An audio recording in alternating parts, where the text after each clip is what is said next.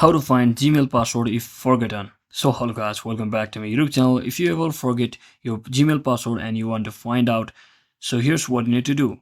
So if you're also using Android just like me, just head over to your settings on your Android devices, and once you're inside here, simply scroll down and locate the option that is Google or Google Services. So just tap on that, and once you're inside here, just tap on your mail option over here and simply click on your Google account option, or you can also see manage your Google account. If you see that, you can press on that as well. And once you're inside here, just head over to your security section and simply scroll all the way down until you see the option that is password manager. Now simply tap on this manage password form over here, and here you should see all of the sites where you were logged in, and similarly you should also see your Google accounts, and simply tap on that to basically view your password from over here, just like that. So that is exactly how we do it, guys. Thanks for watching. Don't forget to like and subscribe to the channel. See you on the next one.